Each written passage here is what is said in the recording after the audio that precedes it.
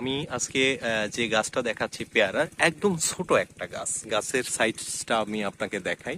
এই গাছটা কিন্তু গাছের গোড়াতেই দেখুন পেয়ারার ছোট ছোট কলি এসেছে। এই কলিগুলো পরবর্তীতে বড় পেয়ারায় রূপান্তর হবে। তো এগুলো বিদেশি জাতের আসলে পেয়ারার গাছ, যে গাছগুলোতে ব্যাপক পরিমাণে আসলে পেয়ারা হয়। আর এই পেয়ারা চাষ করে কৃষকেরা লাভবান হন। আর এই পেয়ারার মাধ্যমে আসলে কৃষকেরা জীবিকা নির্বাহ করে।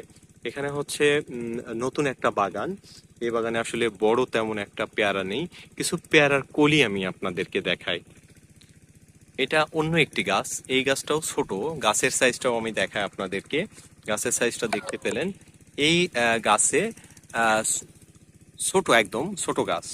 পেয়ারার কলি এসেছিল, কলি থেকে পেয়ারা, কিন্তু এটা সম্পূর্ণ একটা পেয়ারাতে, ছোট পেয়ারাতে রূপান্তরিত হয়েছে। এই পেয়ারাটা বড় হবে 1 মাস বা 1.5 মাস